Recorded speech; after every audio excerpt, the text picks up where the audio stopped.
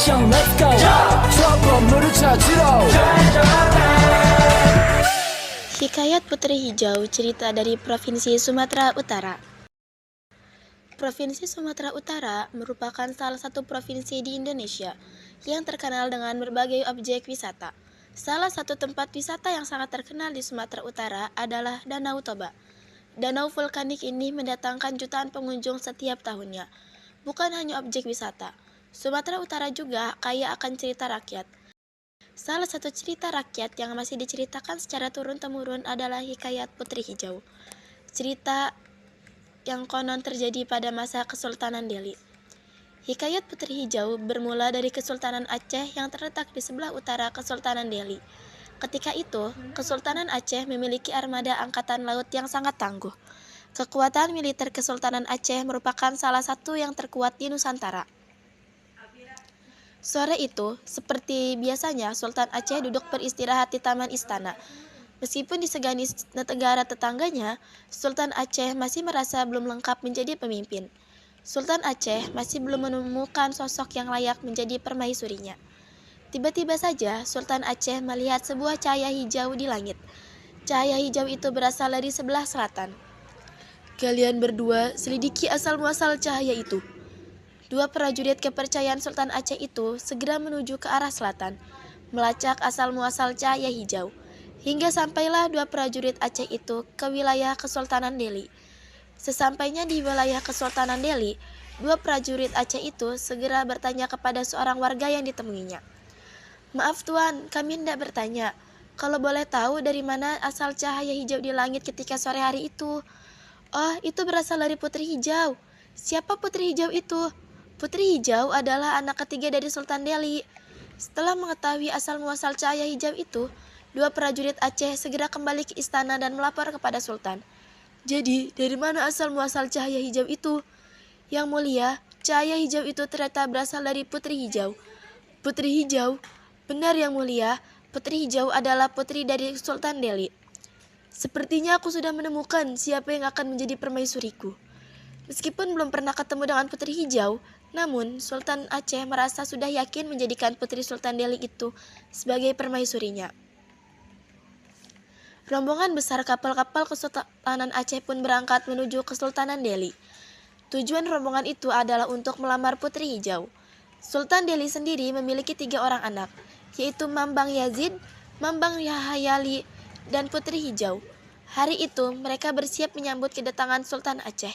Namun mereka belum tahu apa maksud kedatangan rombongan Sultan Aceh ke istana mereka. Sultan Aceh, kami ucapkan selamat datang di istana kami yang sederhana ini. Sungguh kehormatan besar seorang sultan besar berkenan singgah di istana Ka'bah. Saya perkenalkan 3 anak saya. Mambang Yazid adalah anak tertua, kemudian Mambang Hayali, dan yang terakhir adalah anak bungsu saya, Putri Hijau. Tuan Delhi, sungguh saya mengucapkan terima kasih yang sebesar-besarnya untuk sambutan yang hangat ini. Kami sungguh merasa terhormat berkesempatan menjadi tamu di istana Kesultanan Delhi. Sebagai tanda persahabatan saya, membawa sedikit oleh-oleh dari Aceh. Semoga Sultan Delhi berkenan menerimanya.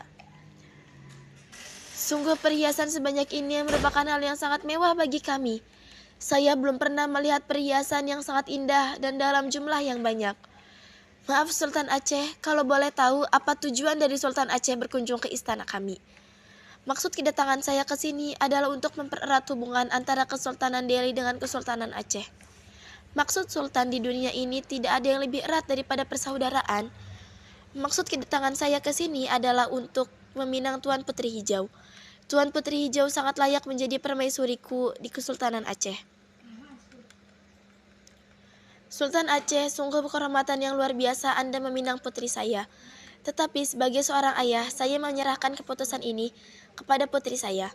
Putriku, kamu telah mendengar sendiri maksud kedatangan Sultan Aceh. Nah, sekarang keputusannya ada di tanganmu. Ayah dan Sultan Aceh akan mendengar secara langsung apa jawabanmu perihal pinangan dari tamu kita ini.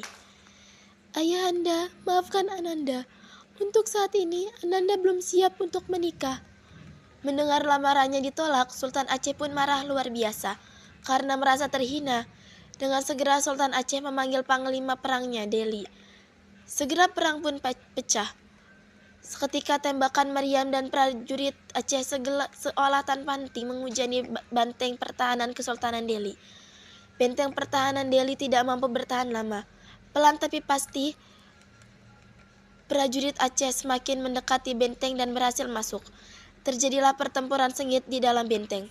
Sementara itu di dalam istana Kesultanan Delhi, pada anakku, sepertinya kita tidak bisa bertahan lebih lama lagi. Putriku, jika nanti kamu tertawan, mintalah agar dimasukkan ke dalam kotak kaca.